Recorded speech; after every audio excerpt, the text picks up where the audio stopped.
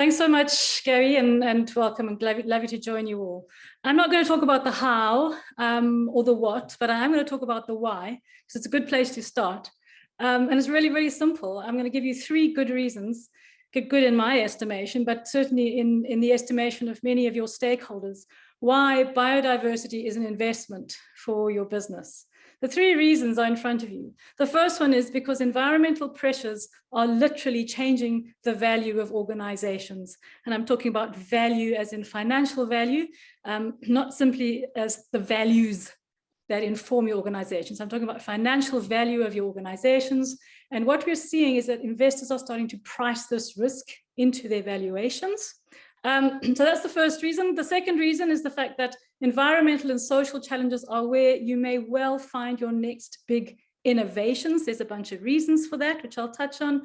And thirdly, in nature and in biodiversity, obviously biodiverse nature, we find the most intelligent approaches to operating in complex, highly disruptive environments, which we're going to find are going to become kind of very close to pretty much any business that's operating over the next few years. I'm going to take a step back before I jump into all of those and just make one simple point, which is the fact that our interface as organizations, our interface with environmental, social, and or governance issues is highly complex. And I use that term complex in a completely technical sense. Everyone loves the terms like, oh, very complex, very difficult. I'm not saying difficult.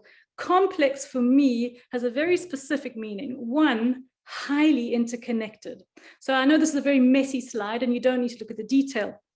But what you'll see there is a whole host of environmental, social, and governance issues, and biodiversity is one of them. And you can see the extent to which they are interconnected. That means a small change in any of these can be catalyzed and ricochet through this big sort of mess in a way and impact organizations in ways they had no way of anticipating. Okay, and the great example, of course, was infectious diseases and COVID, and out it popped in Wuhan. And like the next thing we know, we've had global supply chains toppling over, a complete change in the way we do work. And many people just saying, you know what, I've had enough of work and I'm actually going to retire. Now, who would have thought that a little infectious disease that hopped out, in China would have had that? This is the reality of complex systems. They are inherently unforecastable. We cannot understand what is going to happen.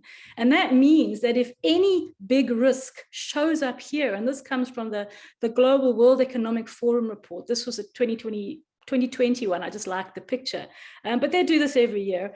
And there are always a number or at least one key biodiversity issue spot on in this and in a highly interconnected space.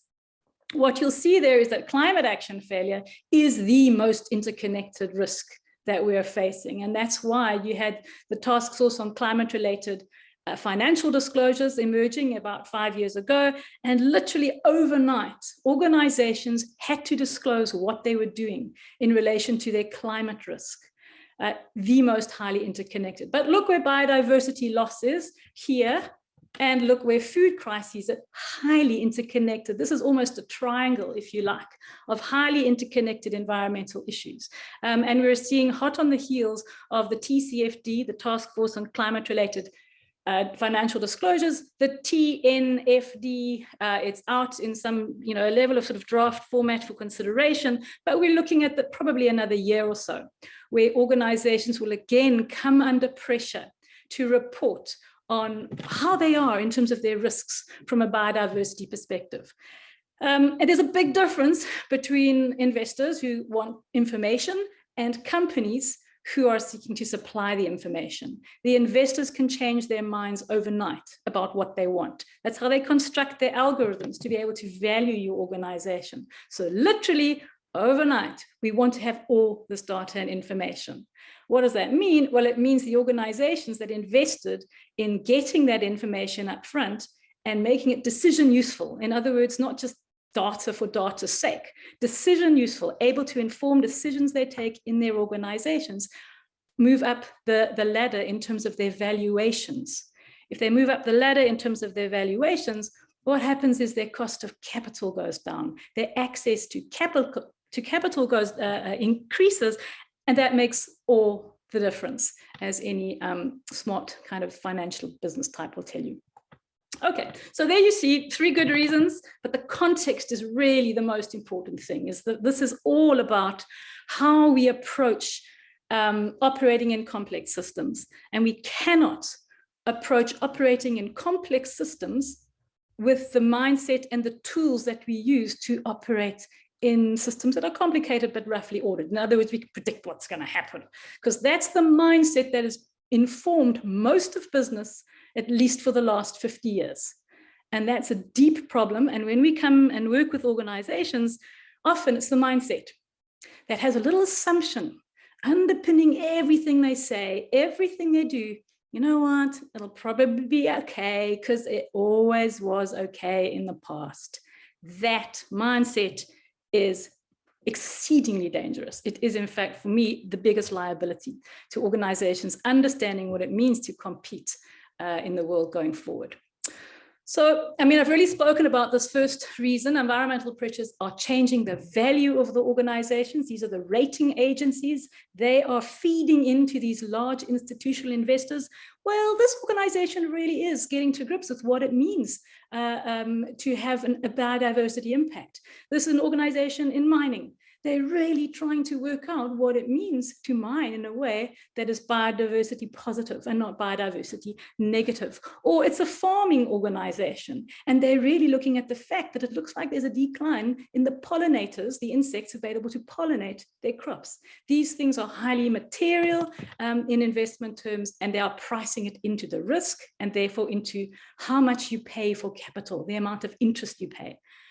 The second one, I think, is very exciting. I think this is, we're really learning a lot in this space. The whole idea of nature-based solutions is very in vogue at the moment. You can go and have a look at the Ellen MacArthur Foundation, great paper on biodiversity and the circular economy, but literally recognizing that when we start to address environmental and social challenges with a mindset that this is linked to our valuation as an organization, not simply our values and our do-gooder kind of story.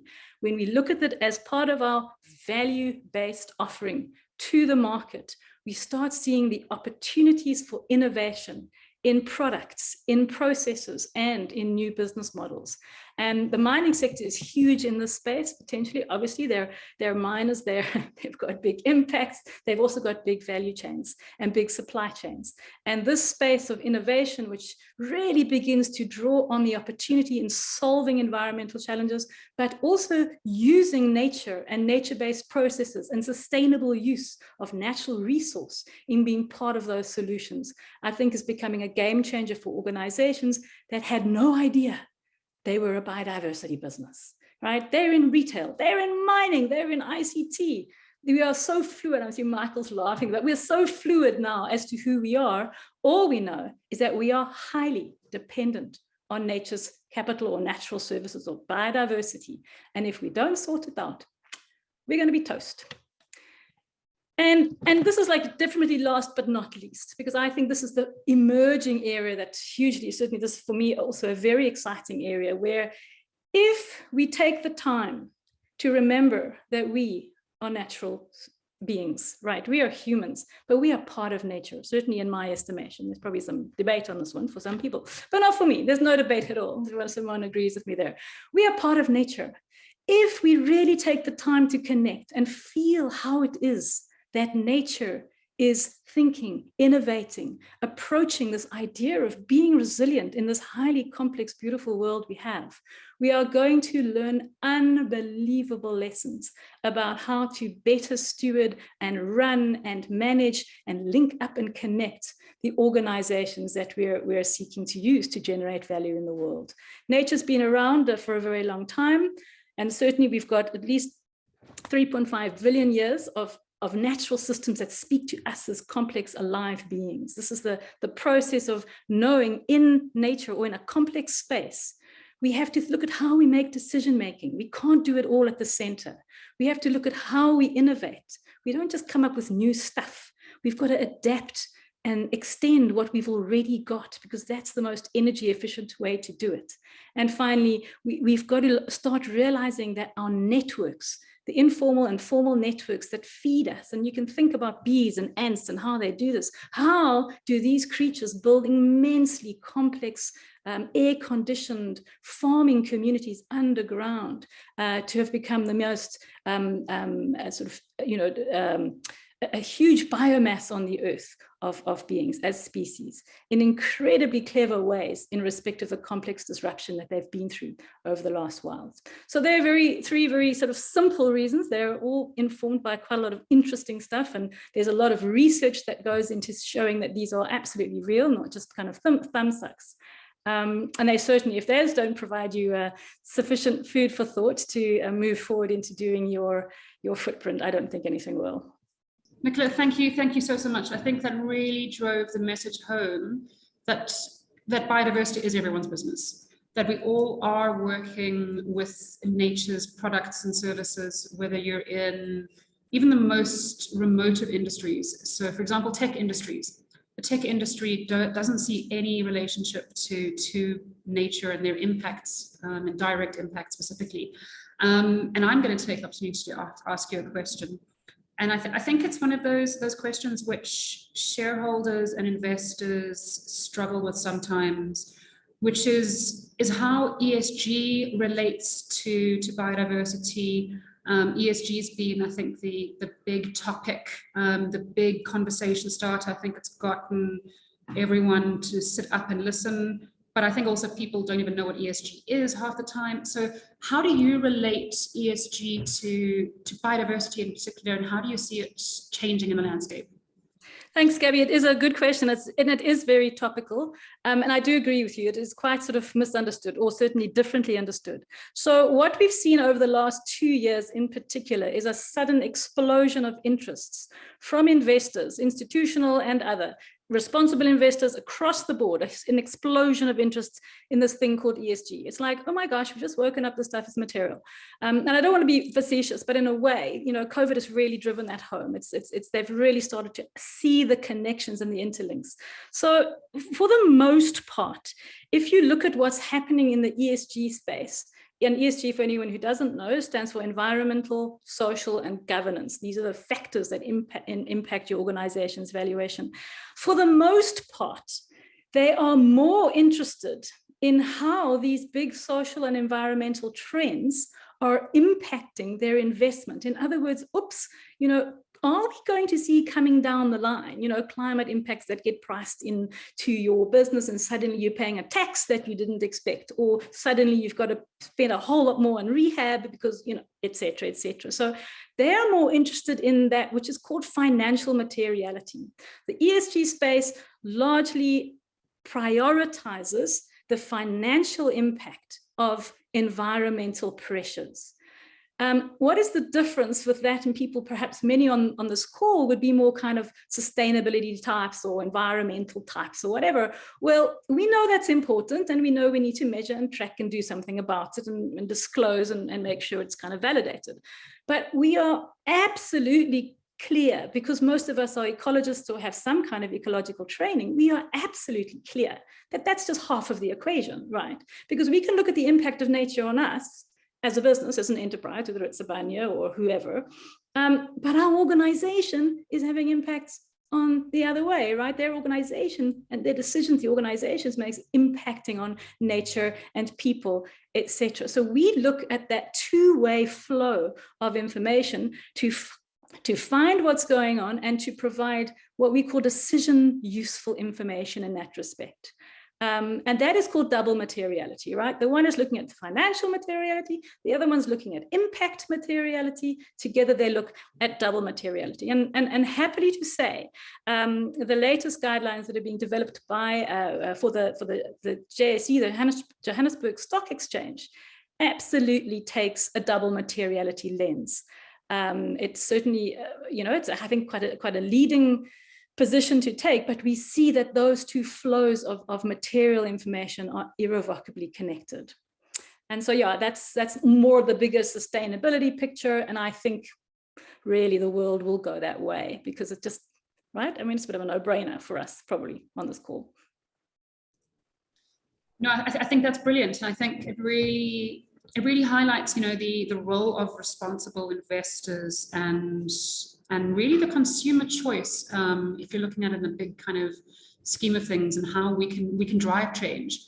And I think as environmentalists on the call, it's been certainly something we've known for a while, but engaging the corporate world and the bigger atmosphere and the bigger business ecosystem has been difficult. So I think that really hits home. And yes, the JSE are really embracing this, as are other stock exchanges. There are several ratings of stock exchanges around as well. So we've published a biodiversity mainstreaming rating of all companies on the JSE, which is on our website. And we have seen increases in how companies are incorporating biodiversity, but it's still too slow and too staggered and too industry specific. So hopefully we can change that by working together across the whole investment chain.